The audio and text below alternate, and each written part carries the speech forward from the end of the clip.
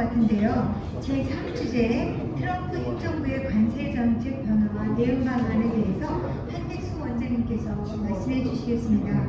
현재 동아시아 경제연구원 원장님이시고 학력은 서울대 상대 경영학과 미국 보스턴대학 경제학 석사 및 박사과정을 수료하였습니다. 역시 우리 김동규 교수님처럼 공부가 제일 쉬웠다고 하시는 우리 한택수 원장님도 행정고등고시 11회, 남들이 부러워하는 서울대. 네, 그렇습니다. 그럼 우리 기대를 갖고 기대를 갖고 발표를 들어보겠습니다. 바쁘신데 이렇게 참석해 주셔서 고맙습니다. 오늘은 제가 이제 준비한 자료는 너무 좀 기술적인 분야가 많아서 제가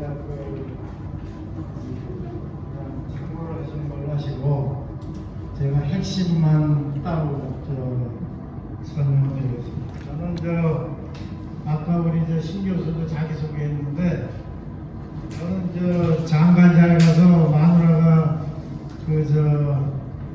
가족을 부양하고 있기 때문에 저는 아주 자유로운 영혼이 돼가지고 그냥 한 몇십 년째 그냥 연구하는 그런 사람입니다. 그래서 영혼이 자유롭기 때문에 뭐 좌빨이니 우빨이니 뭐 이런 애들 다 수용해요. 무슨 기독교니 불교니 뭐 다 제가 좋아하고 그래서 저는 어떤 편도 없어요. 그냥 아주 객관적인데 오늘은 제가 뭘 설명하려고 그러냐면 트럼프의 관세 정책인데 그러면 트럼프가 관세 정책을 하는데 미국에서는 어떻게 보고 있냐 하면은 많은 미국 언론이라는 게 뭐 좌빨이라고도 할 수 있고 진보라고도 할 수 있는데 트럼프는 미친놈이다 이렇게 보는 사람들이 언론은 90%예요. 근데 이거 새겨들으면 안 돼요. 이거 새겨들으면 안 되고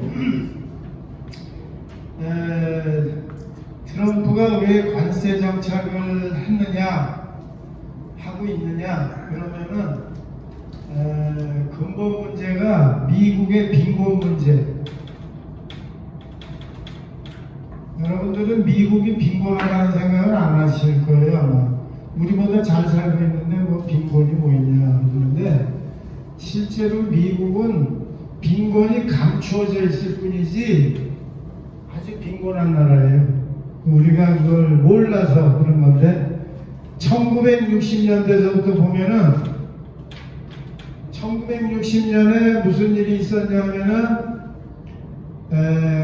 마약과의 전쟁도 아니고 깡패들과의 전쟁도 아니고 미국 대통령이 빈곤과의 전쟁을 벌입니다. 이게 미국 역사예요. 1960년이면 다른 나라는 다 거지들이에요. 한국도 거지, 일본도 거지, 불알파도 거지, 전 세계가 다 거지인데 미국만 잘 나갈 때가 1960년인데 미국 대통령이 나와가지고 우리 미국이 빈곤과의 전쟁을 해야 된다. War Against Poverty라는 슬로건을 내걸고 이때부터 한 짓거리가 뭐냐? 백성들이 굶주리니까 식권을 논아줘서 밥을 먹게 해줘야 됩니다. 그래서 푸드 스탬프라는 게 이때 나옵니다. 푸드 스탬프라는 게 이때 나오는데 지금 여기서 2024년 지금 푸드 스탬프를 먹고 적어가지고 밥 먹는 애들이 4,500만 명이에요. 미국 빈곤 문제는 하나도 해결이 안 됐어요. 이때보다도 가난한 애들이 더 늘었어. 1960년에 푸드 스탬프를 만들어서 굶주리지 않게 해주겠다 했는데 지금 2024년에는 4,500만 명. 미국이 빈곤의 나라예요. 우리가 겉보기하고 완전히 달라요. 그래서 근데 이때는 빈곤의 원인이 뭐였냐? 가진 놈이 착취범. 미국 경제학은 착취란 말을 사용을 안 해요. 언론에서도 안 사용하고 왜? 그 말은 빨갱이들이 하는 말이니까. 근데 빨갱이라고 해서 옛날 미국 1960년대는 빨갱이 같은 생각을 가지고 있는 애들은 학교 교수가 될 수가 없었어요.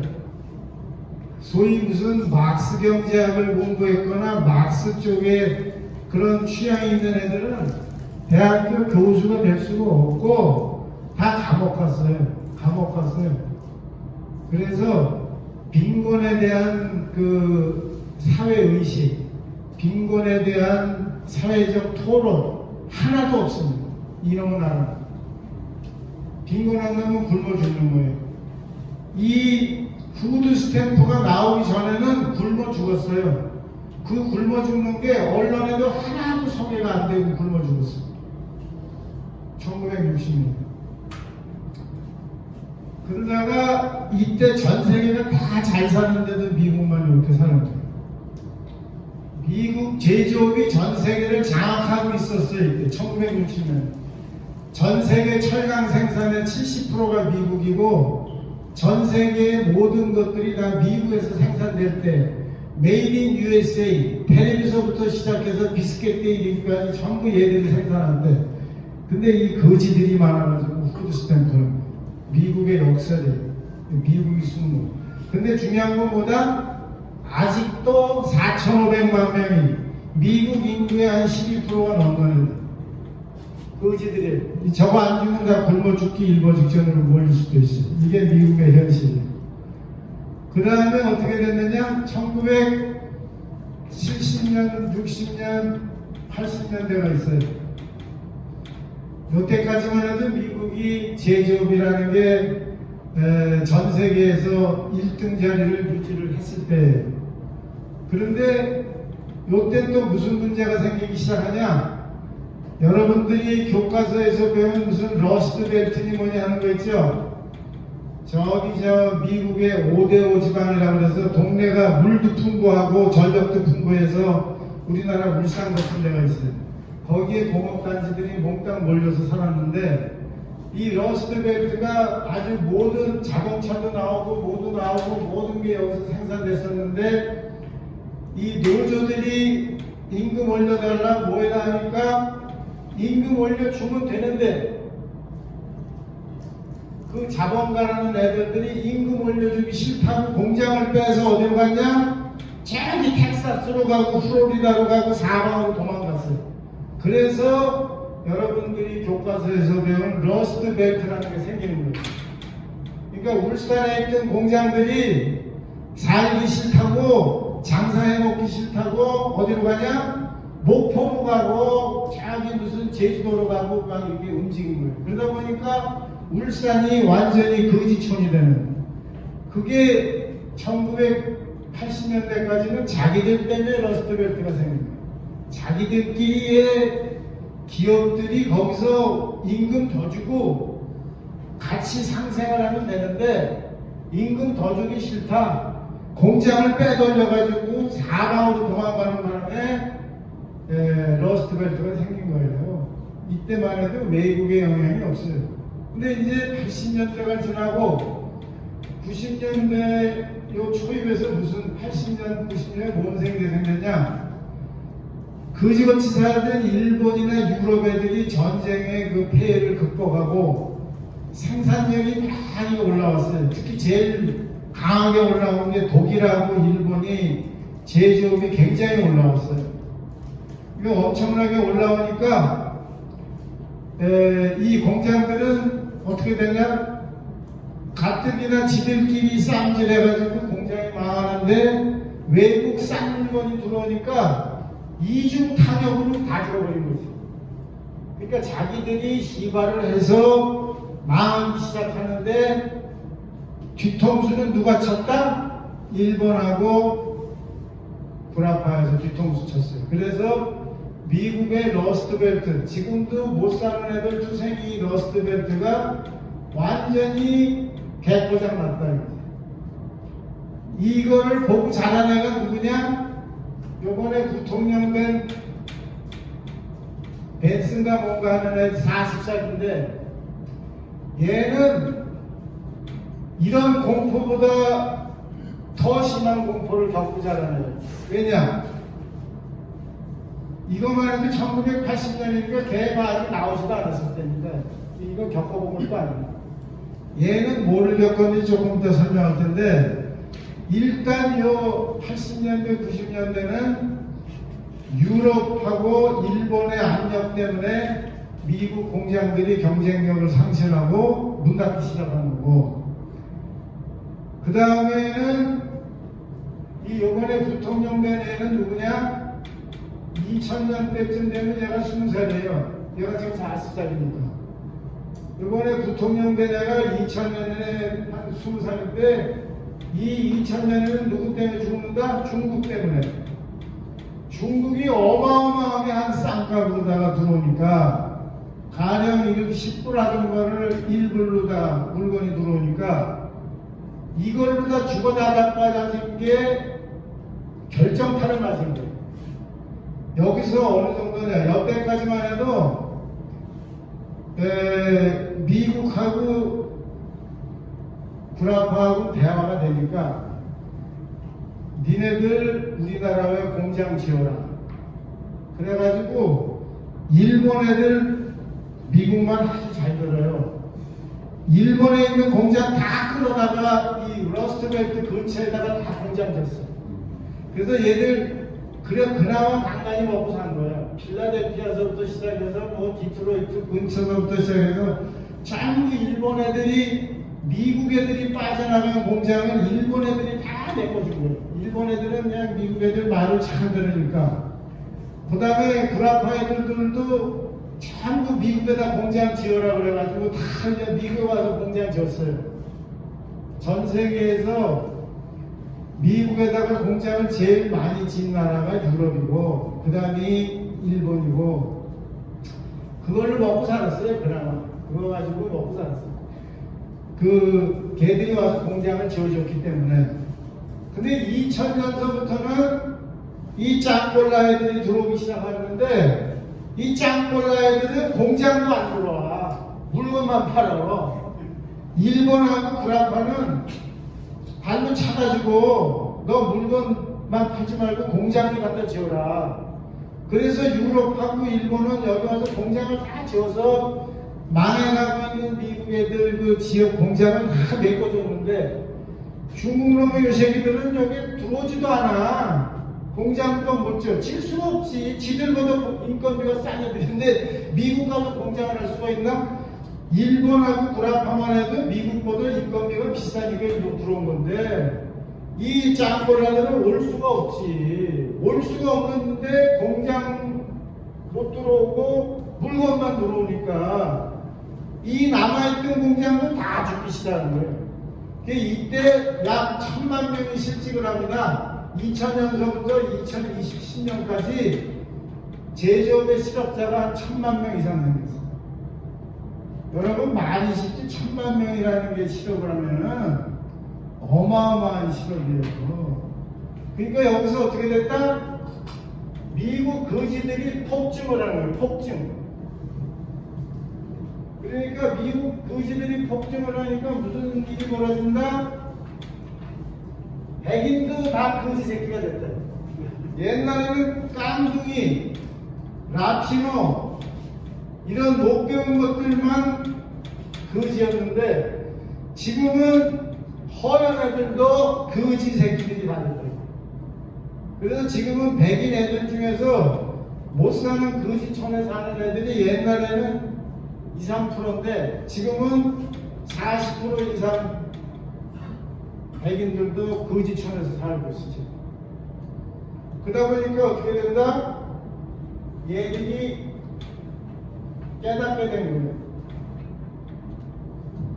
그동안 자기들 지도자라는 애들이 세계화가 좋다, 자유화가 좋다, 자유무역이 좋다, 시장경제가 좋다. 그건 뭐 온갖 유언 뭐 이런 소리로다가 설명을 했는데, 야, 공장이 없어지니까 우리는 완전히 거지 새끼가 된다는 걸 자기 스스로 깨달은 거예요. 요번에 부통령 된 애 걔 40살 먹은 애, 벤슨가 뭔가 하는 애. 걔가 시동네에서 이게 백인 거지요, 얘가. 백인 거지. 미국의 대표적인 백인 거지가 지금 요번에 부통령 되네. 걔가 어릴 때부터 백인 거지로서 어떻게 사는 거를 뼈저리게 느끼고 사네. 예? 그게 미국의 현실입니다. 부통령 된 애가. 그러면 2000년에는 무슨 꼬라지가 생겼다? 미국 지도자들의 무능, 그 다음에 돈 있는 애들이 자기 이익밖에 없어, 걔들. 이 원래 1960년에 미국이 전 세계가 다 거지고 미국 혼자 잘 살 때도 미국 거지가 엄청 많았다. 이건 누구냐? 있는 놈이 착취 버는 거지. 있는 놈. 근데 이 착취 버릇을 가지고 있는 애들이 아직도 있기 때문에 미국 거지들이 지금 어떤 수준으로 왔느냐?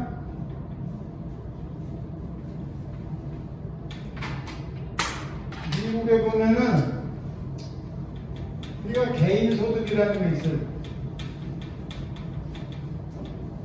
그 개인소득이라는 게 뭐냐면 자기가 번 거가 있고 쓰는 게 있어.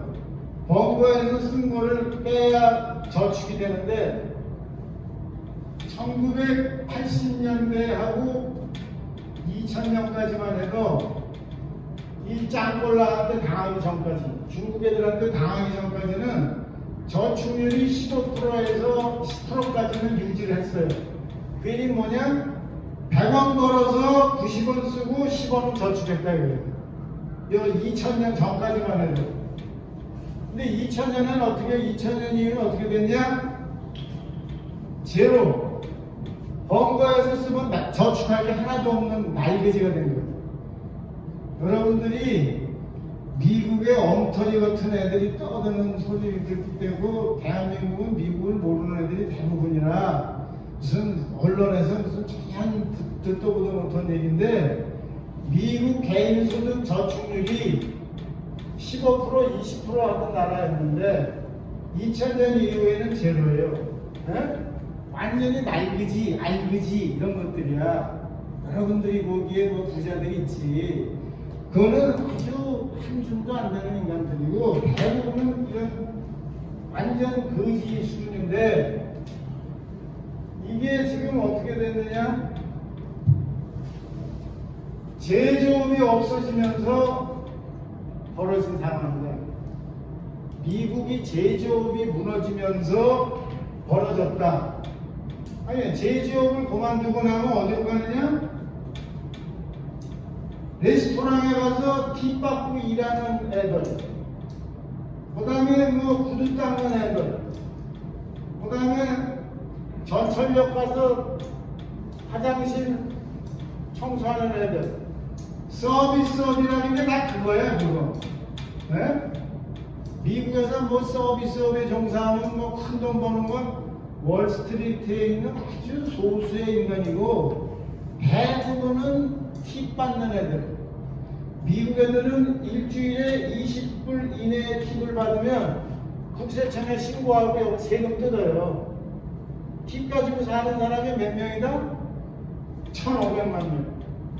미국에서 팁만 가지고 사는 애들이 1,500만 명. 네? 근데 20불 팁을 받으면 이거 세무서에 신고하고 원천 징수 당해. 이게 미국의 현실이에요. 그 미국에서 트럼프가 요 팁 받는 애들은 되게 여자 아니야. 식당에서 일하는 애들. 트럼프 선거 공약의 하나가 여러분 이번에 팁 받는 거 20불 원천 징수 안 하게 하겠습니다. 이거 합니다. 그 대신 관세도 세금 걷어서 이거 없애겠습니다. 이게 미국의 현실이에요. 지금 대한민국 신문에서 여러분들 제가 얘기하는 거 한 번도 본 적 없죠? 대한민국 신문뿐이 아니라 대한민국 신문은 미국의 그 허접한 애들이 쓴 거 그대로 번역해서 그게 미국의 진실인 줄 알고 떠들기 때문에 대한민국이 미국이 얼마나 거지인 거를 아무도 모르는 거죠. 제일 중요한 거는 소득에서 지출을 뺀 저축이 제로다. 그러면 여러분 어떻게 되느냐?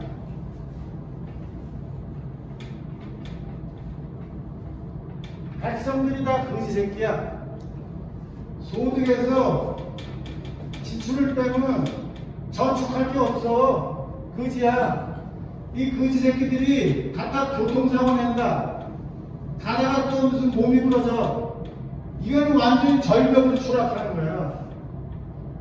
아니 지금 버린 거 가지고 겨우 발버둥 치고 살고 있는데 교통사고 나서 차가 부러졌다. 다리가 부러졌다. 갑자기 무슨 독감 걸렸다. 이건 그냥 그대로 죽어라 잡아들고. 이게 다 빚이야 빚.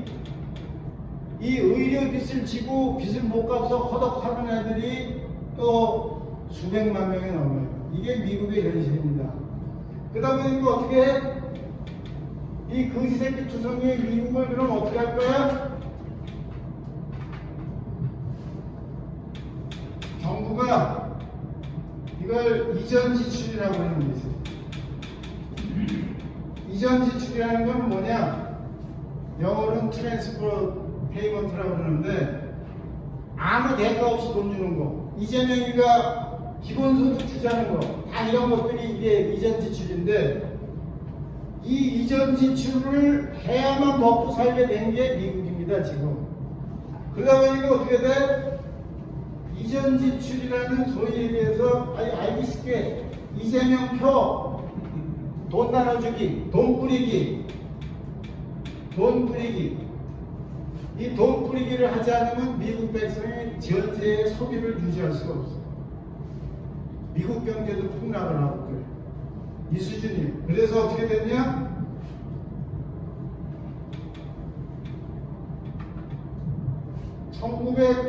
(1980년대까지만) 재정 적자가 있었지만 요만큼 있었어요. 90년대에도 요만큼 있었어.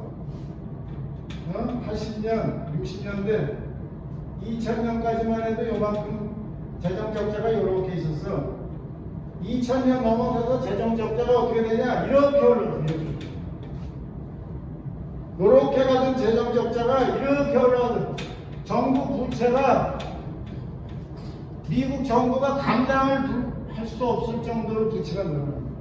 왜 그래? 거지 새끼들 때문에.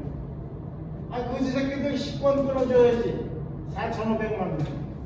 그 다음에 먹을 게 없는 애들 또 보조금 줘야지. 살 수가 없는 거예요. 그래서 미국이 재정 적자가 늘고 미국이 지난 40년간 다 재정 적자. 어쩌다가 재정 흑자 됐다 한두 번이고 40년간 최근 40년간 미국 재정은 한 번도 흑자 본 적이 없어. 다 적자예요. 그 적자도 무슨 적자냐? 이 거지 새끼들 부양하느라고. 얘 돈 안 주면 폭동 일으키지. 미국 애들은 굶으면 폭동이야. 우리는 그냥 굶다 죽는 놈도 있을 거야. 이놈들은 굶으면 폭동이야. 그러니까 돈 줘서 미국이 감당할 수 없는 수준으로 지금 미국 경제는 망가져 있어요. 망가져 있어. 그러니까 트럼프가 나와서 하는 게 왜 제조업을 가져와야 되냐 하는 소리가 거기서 나오는 겁니다. 공장이 없어지고 하다가 그래 무슨 문제냐? 왜 이렇게 부채가 늘어나냐는 요지들도 많지만 이 지방에 보면 공단이 모여 있잖아요. 그걸 영어로 클러스터라고 그러는데 모여 있어야 더 효율이다 그래서 항상 미국도 일본도 한국도 공단으로 돼 있어. 공단으로 모여 있어. 근데 어느 공장이 하나 망가졌다, 대기업이 망가지면 이 공장만 묻는다는 게 아니라 이 지역 경제가 다 죽는 거예요. 그러니까 우리나라 요새 여수 죽어나다 빠지고 있고 호항 죽어나다 빠지고 있고 그 다음에 목포 죽었고 군산 죽었고 다 지역 경제가 죽는 거예요. 미국에서 지역 경제가 죽으니까 지역이 통째로 무너지니까 감당을 할 수가 없는 거예요. 미국 전체가 무너지는 거예요. 그 과정을 지금 가고 있는 거예요. 그러다 보니까 어떻게 한다? 제조업이 있을 때는 그나마 이것들이 살았는데 제조업이 없으니까 다 죽는 거야. 제조업이 있어야 뒷 받는 여자들도 밥이라도 먹고 뭐라도 하지. 그러니까 그래서 여러분들은 이해해야 되는 게 트럼프의 내가라는 거는 트럼프가 미친놈이 돼서 내가 하는 게 아니고 이 바닥에 있는 그 못살겠다 가라치자하는 그 서민들의 몸부림이 트럼프를 통해서 나타난 거에 불과한 겁니다. 근데 그러니까 제조업을 늘려야 된다라고 나오는 거야. 그래서 관세를 무기로 해서 니네들 수출하지 말고 우리나라 가서 공장 지어라. 어? 근데 지금부터는 우리의 문제가 와요. 왜 우리의 문제냐? 트럼프가 노리는 거는 공장을 가지고 오라는 거지 딴 거 없어요. 한국에 있는 삼성, 현대 다 미국에 와서 공장 지어라. 관세를 올리는 이유가 무역 흑자를 주지라는 건 핑계고 공장이 오라는 거예요. 공장. 왜냐하면 미국은 이미 거지 새끼들이 다 돼가지고 저축률이 제로 수준이에요. 저축률이 제로인 나라는 우리가 대학교 때 배운 경제학 상식으로 국내 저축이 충분하지 않으면 만성 적자는 불가피합니다. 수출해서 수입해서 못 살아요. 지들이 돈이 없어서. 그래서 이건 피해갈 수가 없어. 저축 능력이 없는 미국 거지들이 국제수지 적자를 해소할 방법이 없어요. 그러니까 하는 방법이 뭐냐? 공장을 유치해라. 근데 지금 여기서 우리가 지금 당한 문제, 여기까지는 미국 문제야. 그놈들이 죽거나 사거나 우리하고 무슨 상관 있어요? 나는 관계없다고 보는데, 그런데 이제부터는 우리의 문제예요. 어떤 문제냐? 얘들은 협박을 해서 우리나라에 있는 공장을 미국으로 오라고 하는 건데, 이 일본하고 유럽은 2000년까지만 해도 미국 말 들었어요. 그래서 일본 공장이 한창 나가지고 미국의 상당 지역, 미국에 있는 공장 중에 한때는 미국 전체 공장의 15%의 종업원은 일본 애들이 내게 살립니다. 일본 공장이에요. 그러니까 미국에 있는 일본 공장의 종업원 수가 미국 전체 제조업 근로자의 15%를 차지할 때가 있었어요.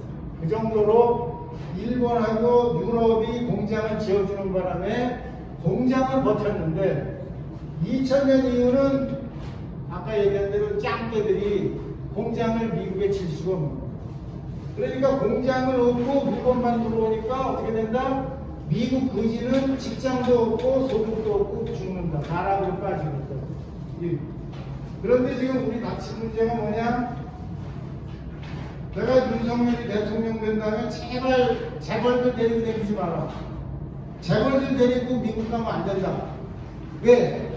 이놈들이 공장을 유치하라고 압박을 가할 테니까 절대 데리고 다니면 안 된다. 재벌 데리고 가면 안 된다. 내가 수차 경고했는데 이 작자들이 내 말을 안 듣더라. 지금 어떤 꼴이 됐냐? 대한민국이 봉인돼 있어요. 여러분들 이걸 아셔야 돼. 2024년 전 세계에서 미국에 제일 공장을 많이 짓겠다고 나선 나라가 어느 나라냐? 한국. 이 미친놈들이에요, 미친. 이런 미친놈 새끼들이라고. 내가 흥분을 좀 가라앉혀야 되는데.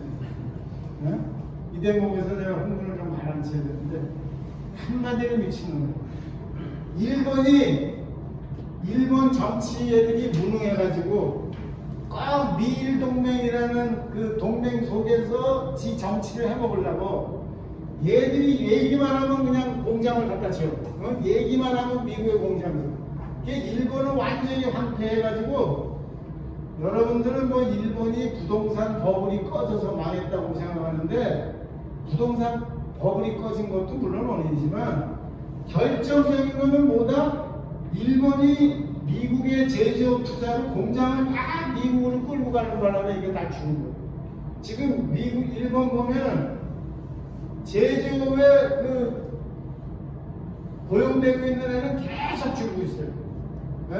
물론 일본 인구도 줄고 있지만 일본 인구가 줄어드는 속도보다 훨씬 빠른 속도로 줄고 있어. 공장이 절로 변화합니다. 그런데 유럽도 그랬어. 그러다가 최근에 뭘 느꼈냐? 얘들이 미국의 공장을 가져가서 우리한테 득볼 게 없다는 걸 최근에 알아채는 거야. 아, 이거 망하는 길이다.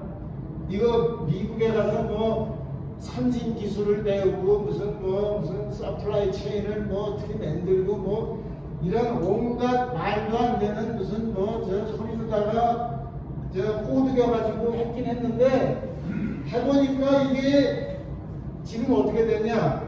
유럽도 거지로 지금 변하고 있어. 유럽의 대표적인 나라의 그 독일에 거지가 제일 많아. 못 사는 놈들이 잘 많고, 유럽이 거지가 됐어요. 일본도 거지가 됐어. 어? 우리나라보다도 개인 소득이 떨어지고 임금이 떨어지는 나라. 유럽도 그걸로 지금 다 갔어요. 이유가 뭐냐? 지네 나라에 있는 제조업 공장을 미국에 옮긴 죄야. 그게 다 죽은 거예요. 그런데 우리나라의 이 병신들 같은 것들이 지금 이제 와서 지금 미국에 가서 남보완이네 남보완. 내가 이거 보고 기가 차도 하도 한심스럽고 참 개탄스러워서 대한민국의 지도자라는 것들이 도대체 보는 눈이 저렇게 없어가지고 아니 대한민국이 뭔 돈이 있다고 미국에 가서 다 투자를 해. 전 세계에서 톱이야 톱. 대한민국이 2024년에 미국 가서 투자하게 100조를 투자하겠대. 100조. 이 미쳐도 이런 미친놈들이 어딨냐고. 나라를 완전히 말아먹는 네? 여러분 우리나라에 러스트벨트 없는 줄 아세요? 있어요. 수두룩 닭상이고 내가 가장 즐겨보는 유튜브가 강호발이야. 강호발. 얘 유튜브 보면 얘가 대한민국 전체를 댕기면서 망해가고 있는 대한민국을 저 유튜브로 찍어서 보여주는데 눈물이 날 정도야. 러스트벨트가 대도 없어. 수두룩 닭상이야. 대한민국 저 남쪽 나라 수도권 몇 개 빼고 전부 이게 러스트벨트로 변하고 있어요. 근데 러스트벨트로 변하니까 시골에 있는 애들은 어떡한다? 이것들이 비명을 질러야 되는데 우리 다 죽게 생겼다. 이 병신 같은 새끼들은 또 뭐라고 그러냐? 전부가 다 당위당락에 빠져가지고 우리 잘 살고 있대. 다 죽어가고 있는데. 다 죽어가고 있는데 잘 살고 있대. 다. 민주당에 붙은 놈들이나 더불어당에 붙은 놈이나 다 잘 살고 있대. 이것들이 다 지금 죽어가고 있는 백성들은. 근데 무슨 꼴이냐? 한 번 지방이 망하면 이거를 회복하려면 아무리 재정에서 돈을 모도 회복이 안 돼요. 밑 빠진 독에 물붓기를 돈을 집어넣어야 돼. 지금 우리나라가 이 꼴이 됐어. 밑 빠진 독에 돈을 부어도 지방 부흥 안 됩니다. 이미 벌써 반쯤은 다 죽었어. 지금 무시무시하고 끔찍한 현실인데 정치가 뭐 경제가 잘 되고 있다 이런 헛소리, 개소리, 사기소리 이런 것들을 몰아가지고 백성들이 알지를 못해요. 나라가 지금 어떻게 가고 있는지를. 내가 지금 결론은 트럼프가 미친놈이 아니고 한국놈들이 미친놈들이다. 결론이 그거예요. 한국놈들이 미쳤다. 내가 윤석열이 대통령 되기 때부터 재벌 데리고 댕기지 말았나. 내가 공개적으로 언론에도 공개한 사람. 그런 짓거리 하지 마라. 왜? 미국 놈들이 노리는 게 뭐야? 너 공장 끌고 여기 가서 투자해. 지금 우리나라도 투자할 돈이 없고 투자할 게 없어서 지금 계속 지금 고용이 줄고 있고 지금 뭐 이런 상황인데 미국에 가서 투자해?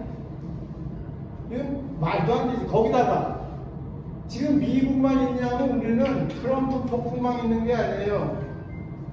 2000년을 역을 짱깨들의 짱깨 충격이라 그래가지고 미국 애들은 차이나 샤 짱깨의 충격.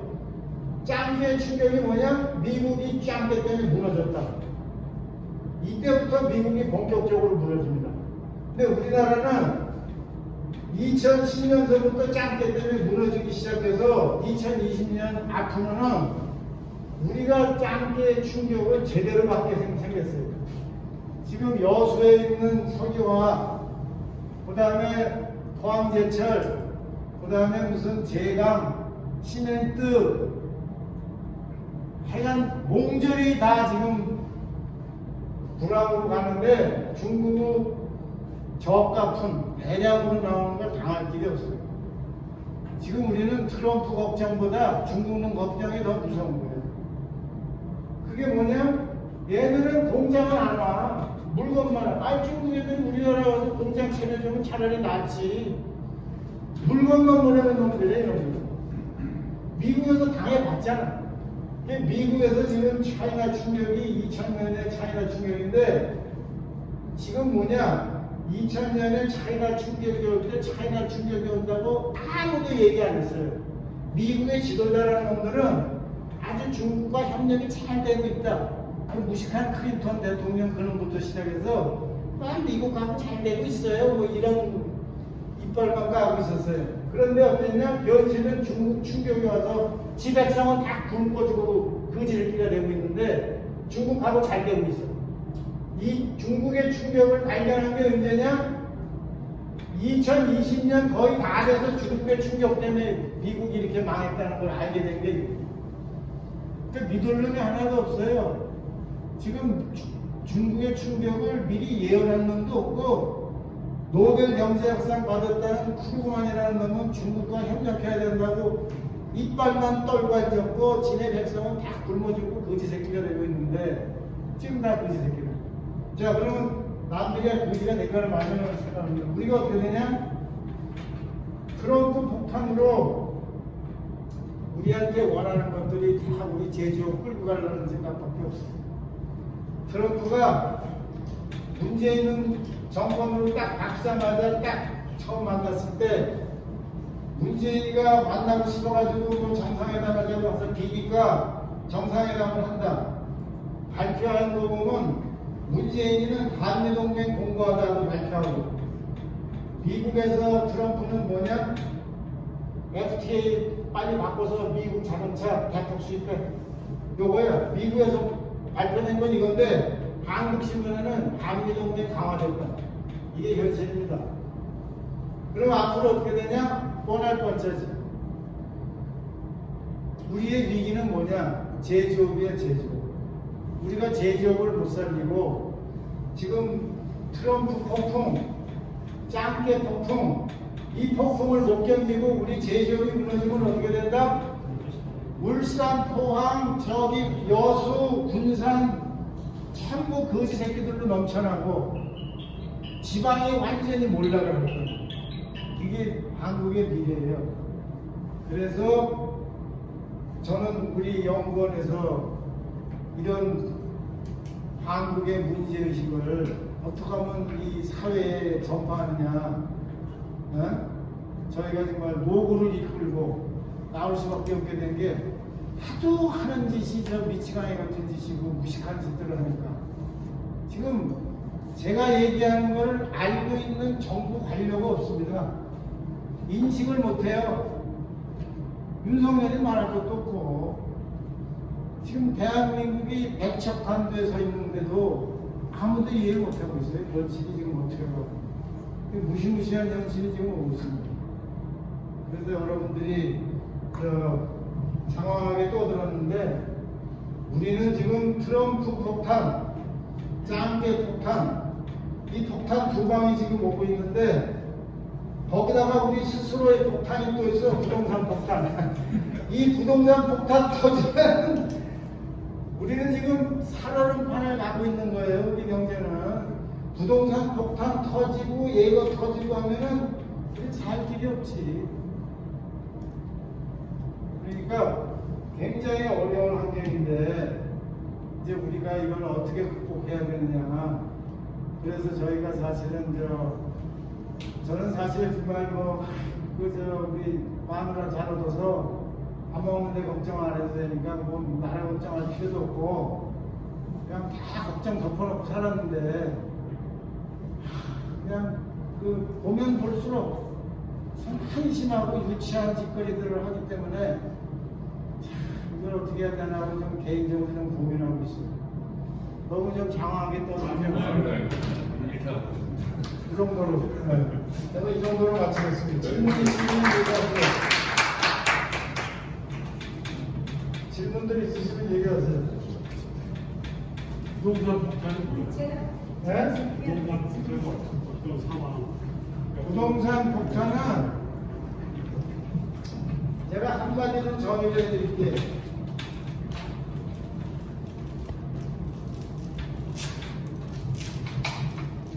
부동산 폭탄은 두 가지가 있어요. 첫째,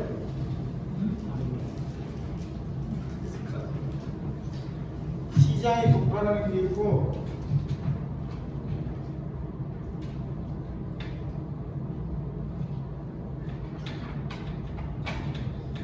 온몸이 망가지는 게 두 가지가 있어요. 하나는 시장 폭탄은 뭐냐?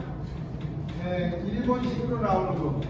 그러니까 갑자기 부동산 가격이 폭락을 해가지고 그냥 뭐 전부가 다 부동산 가격이 갑자기 시장에서 폭락을 해서 견딜 수가 없어지는 거. 이게 소위 흔히 얘기하는 뭐 법원이 깨졌다 뭐었다 하는 이게 그 부동산 폭탄이고, 온몸이 망가지는 부동산 폭탄은 사람이 서서히 와요. 이건 어떻게 오느냐? 요거는 부동산을 살려다 보면 다 빚이, 이 빚이 우리나라에서 지금 빚 갚는데 자기 소득의 70% 이상을 쓰고 있는 애들이 지금 몇만 명이다? 300만 명.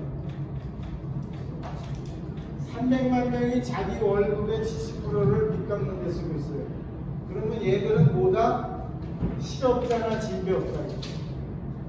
아니, 자기 소득의 70%를 빚 갚는 데 쓰는 인간들이 무슨 소비 능력이 있어? 그럼 얘들이 실업자라고 하면 무슨 소리냐?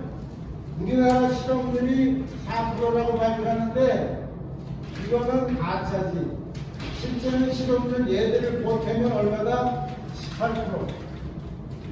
실업률이 18%인 나라가 망가지는데 계속 망가지다가 완전히 부전하지 못할 수준으로 빠집니다. 이거는 서서히 와요. 그러니까 2022년서부터 지금 이게 오기 시작했는데 2022년, 2023년, 24년, 5년, 6년 계속 내리막길로 가는 게 바로 요 온몸이 망가지는 부동산 폭탄입니다. 시장에서 갑자기 아파트값이 폭락해가지고 은행도 망가지고 모두 망가지는 거는 이거고, 빚이 많아가지고 사실상 소비 능력을 상실해서 실업자가 된 300만 명은 실업자나 마찬가지인데, 어느 나라가 실업자가 18%나 되는 나라는 그냥 곤두박질로 계속 내려가게 됩니다. 지금 벌써 22년서부터 곤두박질 치기 시작해가지고 내리막길 지금 벌써 3년째 민간 소비가 감소하고 있어요. 이게 바로 이거예요. 요거는 내년에 죽을지 내후년에 죽을지 알 수는 없는데, 이거를 죽으면 회복 능력이 없다. 이거는 시장 폭탄은 내려갔다 올라올 수도 있어. 이거는 영원히 못 올라와. 이게 한번 걸리면 20년 이상 걸려요. 이게 무서운 거예요. 여기에 걸리면 20년 걸려도 한국 경제 회복하기 힘든다는 게, 우리는 일본보다 더 심해요. 이게 더 심하다. 일본은 시장 폭탄 때문에 무너졌지만 우리는 이거예요. 온몸이 망가지는 폭탄. 이해되셨어요? 예, 저 조경이라고 합니다. 이제 넷째로 키우재단에서 재능 기부하고 있어요. 저와 제가 질문하려고 했는데 질문이 똑같아서 질문할 건 없는데, 한 가지 우리 원장님 여기 쏙쏙 오는 게 미국의 팀 문화.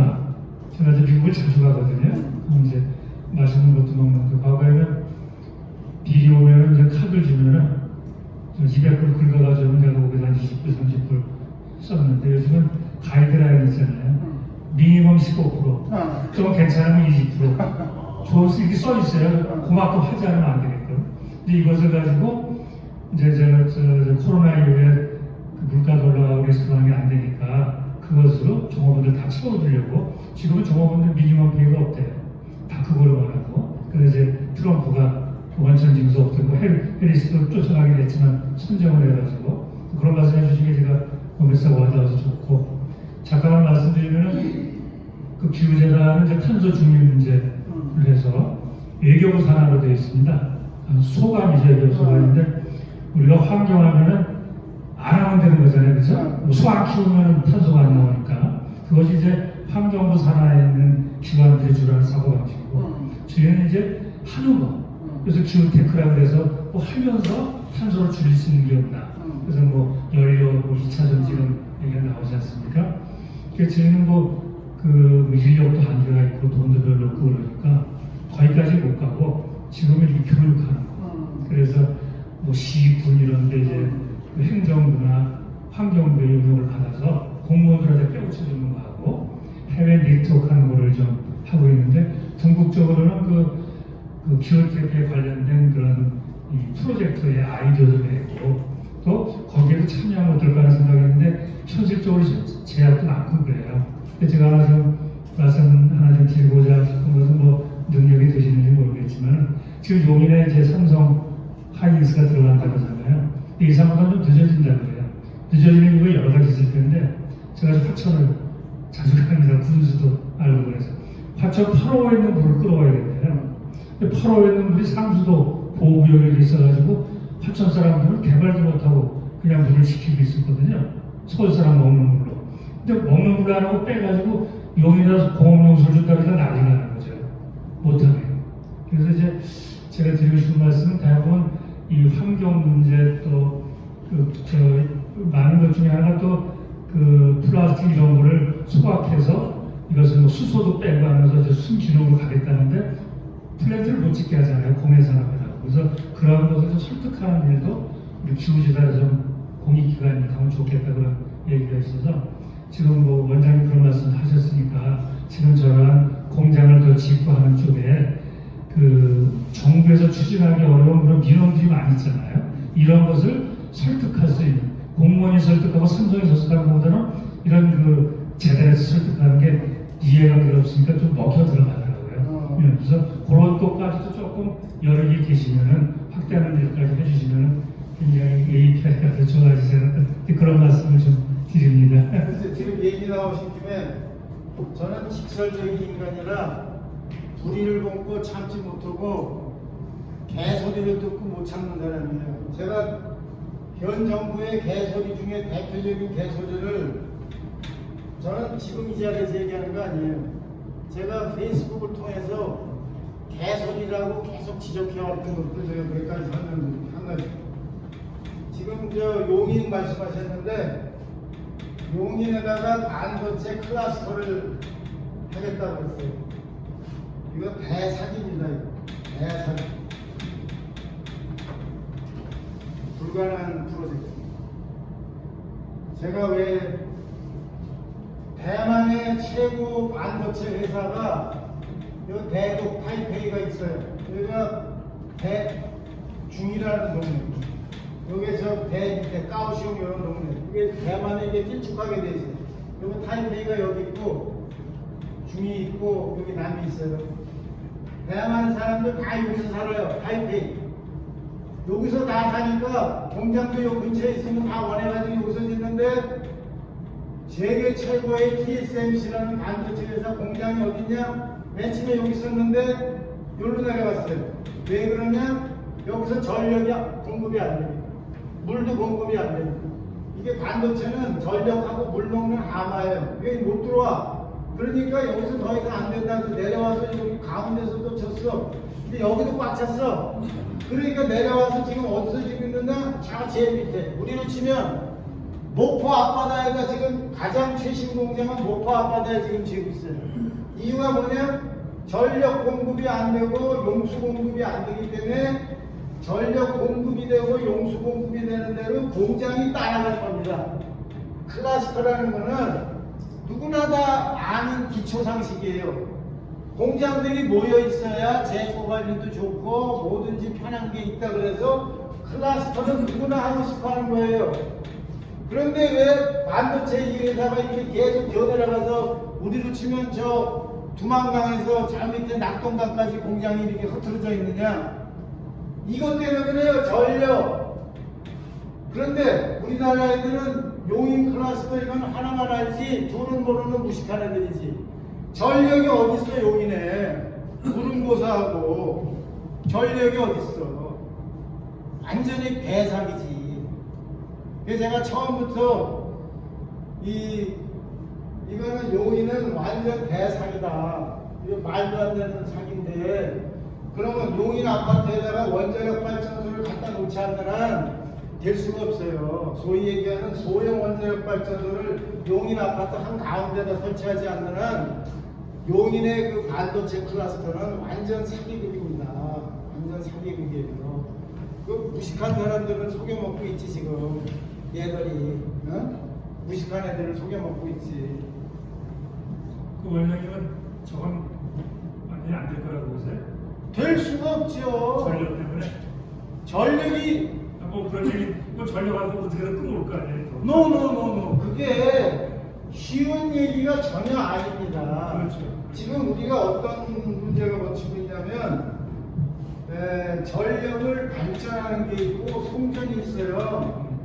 근데 우리나라가 발전하는 거하고 송전하는 회사를 쪼개놔가지고 여기서부터 문제가 터지기 시작해가지고 송전은 송전대로 따로 놀고 발전은 발전대로 따로 놀아서 지금 우리 전라도 저 밑에서 발전장 하고 있는 거 다 바다로 산으로 다 그냥 공중으로 날아가고 있어요. 발전 시설 해도 저 동해 앞바다에 앞에 있는 저 화력 발전소도 발전을 할 수가 없어. 보내지 못하니까. 우리나라는 좌우로 뭐냐 수도권으로 공단이 몰려 있어서 그러니까 오죽하면 울산에서 생산하는 전기는 수도권에 공급할 때는 저 전기료를 2배로 올려야 되겠다는 얘기까지 나오죠. 지금 우리나라요 앞으로 5년 내에 전기 부족 국가로다가 낙인 찍혀서 우리나라에 해외 투자로 들어올 애가 다 토막날 겁니다. 전기 부족 국가로 찍혔어요. 내가 윤석열 정부 뜨자마자 윤석열 정부 5년 동안에 전력 공급만 확실히 해도 성공한 대통령으로 될 수 있다. 전기 공급이 완전히 제조업의 경쟁력을 좌우하는 거는 전기를 싸고 그 안정적인 전기를 제대로 공급하느냐가 키예요. 그거 보고 공장들이 움직이는 거예요. 세계에서 공장이 움직이는 거는 싼 전력을 찾아서 움직이는 게 많아요. 근데 우리나라는 지금 현재 뭐 억지로 눌러놔서 그렇지 전기값이 폭증하면 경쟁력 제로였죠. 경쟁력만 제로인 게 아니라 송전 시설에 이걸 못 해가지고 우리가 이제 자칫하면은 맨날 눈 뜨면 정전을 겪어야 해요. 지금 여러분들이 모르겠지만 일본, 대만 정전을 밥 먹듯이 하고 있습니다. 오늘의 현실이에요. 우리나라가 지금 피해가고 있는 것 같지 못 피해가요. 아니 일본, 대만 우리보다 잘 나가는 대만도 지금 툭하면 정전이 터지는 꼬라지가 나가지고 공포에서 떨고 있어요. 그래가지고 대만의 산업부 장관이라는 사람은 정전 나면 뭐냐? 핑계가 뭐냐? 쥐새끼가 그냥 전선을 갉아먹어서 이번에 했잖아요. 말도 안 되는 주장. 말도 안 되는 주장을 하고 있어요. 지금 우리요 송전 시설에 대한 투자가 안 돼가지고 발전은 돈 된다고 해서 다들 투자를 했는데 발전 시설은 제대로 투자가 이루어졌는데 송전은 돈이 안 되니까 아무도 투자를 안 해서 지금 대한민국의 전력망에 심각한 문제가 생기고 있습니다. 그래서 제가 윤석열 정부 생겼을 때 산업자원부 장관은 통상 전문가 하지 말고 이제 보호무역이니까 그래서 통상 해봐야 소용도 없으니까 전기 전문가, 전력 전문가를 장관으로 앉혀야 된다. 내가 만나는 인간들마다 설득했어요. 전력 문제를 아주 해결할 수 있는 애를 통상자원부 장관시켜야지 뭐 통상이란 건 이제 의미가 없다. 이거 어차피 뭐 조인트 가지고 뭐 할 거니까. 그랬는데 또 얘가 내 말로 안 들어가지고 지금 이제 용꼴이 됐는데 용인은 될 수가 없습니다. 말씀하는 게 이해가 되고요. 우리나라도 그 송전하는 데서 정확한 데이터 모여서 자꾸 까먹는다거든요. 이제 한전에 나가서 기술 컨설팅 하는 게 수익률은 80%예요. 송전의 시설이 딱 돼 있어서 정이 가면서 까먹는 데서 그거를 빌드업 시켜주는 거라는 것이 안전에 이제 해외 기술이던데 그럼에도 불구하고 우리나라가 한 20-30%, 30-40%는 아마 까먹을 거예요. 송전하면서 쓰는 게. 그 정도가 아니고요. 우리는 송전 투자에 돈은 있어도 공사가 불가능한 나라가 됐어요. 정부가 반대해서 송전선이 올 수가 없어요. 송전선이 저기 천안에서 화력발전소 하면 이게 용인까지 와야 되는데 천안에서 용인까지 오려면 어느 누구도 다 반대를 해서 송전선이 올 수가 없어. 아니 되고 안 되고의 문제가 아예 기본이 안 돼요. 기본이. 여기 통과되는 뭐야? 지방자치단체 이런 애들 7개 지나와야 되는데 얘들이 다 반대하는데 내 지금 피해서 가라. 우리 아파트는 피해서 가라. 그게 돼요? 원장님, 네. 지금 질문이 하나 있는데 미국에 독일하고 일본이 가서 마침 반출이잖아요. 네. 물려가지고 안 네, 하고 네, 네. 가가지고 그건 다 망했다는 거 아니에요? 네. 그러면 트럼프가 관세 정책으로 막았다고 해봐야 미국 내에 제조업이 다시 살아날 수 있겠냐? 거기가 반장. 아니 그거는요. 얘들은 장기적으로 보고 막으면 온다고 생각하고 있습니다. 그리고 실제로 저는 막으면 들어간다고 봅니다. 막으면 들어온다? 아니 관세가 어느 정도냐면 반장 내가 미국에 가면 뭐 물론 일부러 그러겠지만 들어가서 막하면 네. 누가 들어갈 거냐 그래. 아니죠. 제가 망했다는 거는 일본하고 독일이 미국 가서 망했다는 게 아니고요. 미국 가서 다 장사 잘해먹고 있습니다. 일본에 있는 서민들이 망했다는 얘기를 제가 하는 거지. 아니 그러니까 기본적으로 네. 일본하고 독일 제조업이 그냥 계속 성장했었으면 네. 중국이 없어가지고 네. 그냥 버텨갔을 텐데 네. 중국이 들어오니까 거기도 못 버티는 거 아니야 지금. 아 제가 설명을 다시 할게요. 아니 근데 내 기본적인 얘기를 질문은 네. 나도 모르겠는데 산업혁명 이후에 이렇게 한국이 발전해 나가는데 그거를 무슨 관세니 뭐 이런 걸 해가지고 산업 구조를 다시 돌려가지고 갈 수 있겠냐 그러지.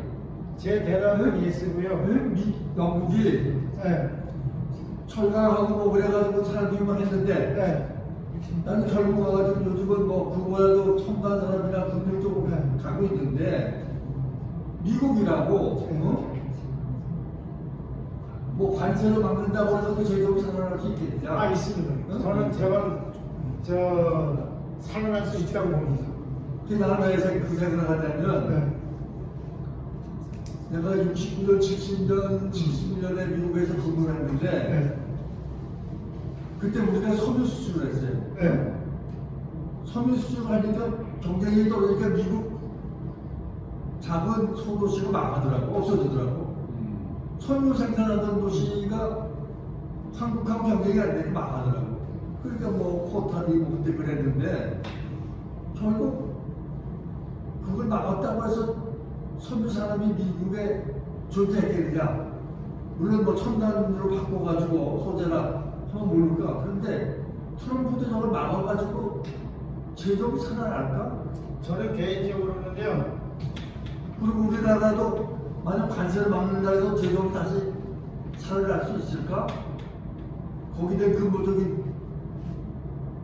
질문인데 어떻게 되는 거예요? 그러니까 네. 지금 이사장님 말씀하신 것처럼 관세가 소용이 없다는 의견도 있고 저처럼 효과가 있다는 의견도 있고 이렇게 찢어져 있어요. 근데 제가 분명히 먼저 말씀드릴 거는 아까 전에 제가 일본하고 독일이 혹은 구라파가 미국에 공장 만들었다고 했죠. 얘들은 다 잘 먹고 잘 살고 있습니다.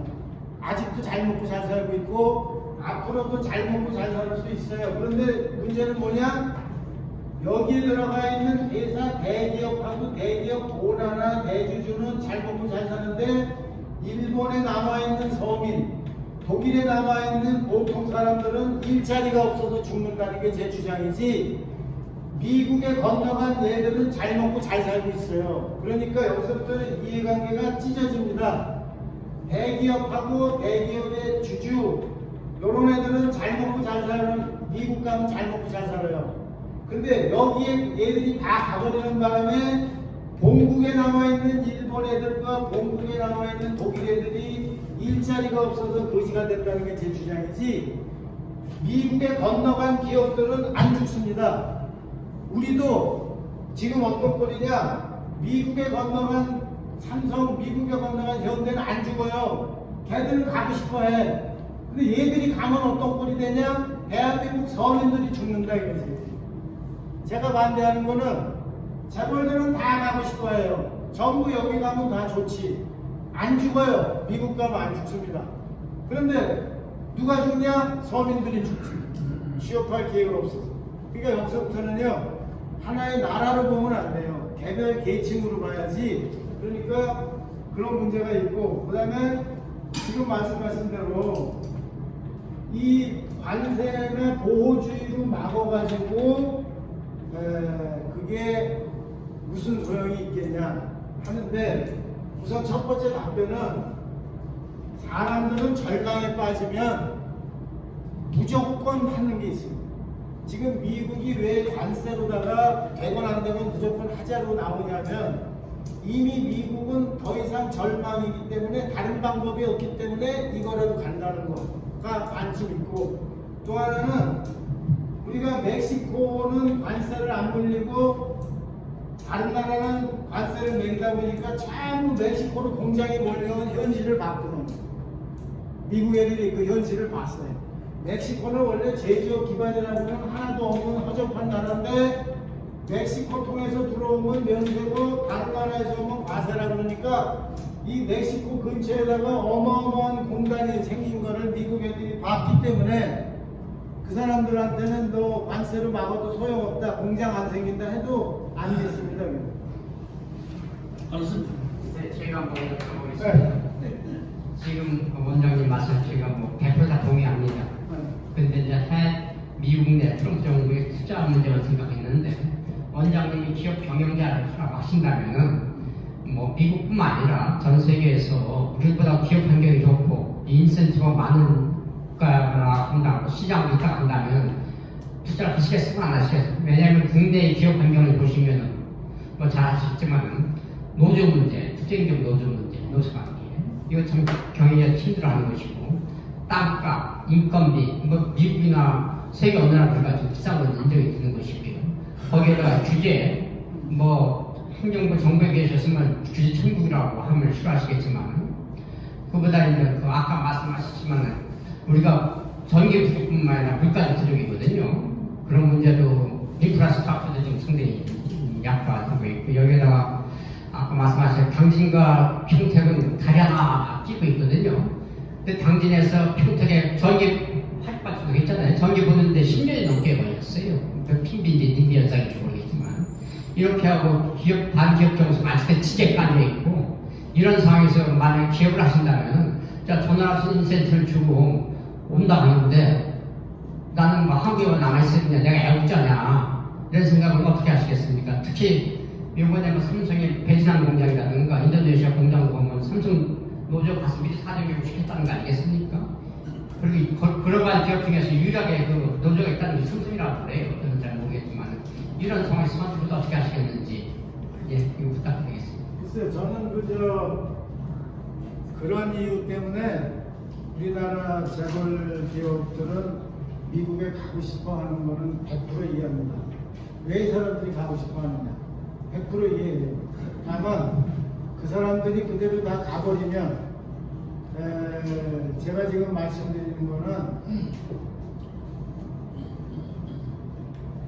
일본이나 구라파가 미국에 무작정 무역 마찰을 피하기 위해서 무작정 공장을 미국에다가 보내는 게 해결책이 아니라는 걸 깨닫고 최근에는 일본이나 구라파에서 미국의 제조업에 투자하는 애들이 거의 없어요. 그러다 보니까 대한민국이 전 세계에서 제일 제조업에 투자가 많은 그 나라가 됐는데 우리나라 애들은 가고 싶어 하는 거 제가 100% 이해합니다. 가고 싶어 하죠. 다만 제가 하는 문제 제기는 뭐냐. 그냥 다 저렇게 가게 되면은 우리는 무슨 꼴 난다? 일본 짱 난다. 일본 짱 나서 잃어버린 30년으로 간다. 그러니까 여기서 우리가 지혜를 짜서 대기업들이 미국 안 가고 여기서 공장을 해도 될 만큼 규제 개혁도 아주 혁신적으로 하고 또 기업하기 좋은 나라로다가 뭔가 바꿔주는 노력으로다가 우리가 피나는 노력을 하지 않으면 결국은 재벌들은 가고 싶어 하고 갈 겁니다. 못 막을지도 몰라요. 그래서 저는 개인적으로는 100% 제가 경영자라면 당연히 가고 싶어 하죠. 네. 오늘 하여간 제가 어디 다이어트이라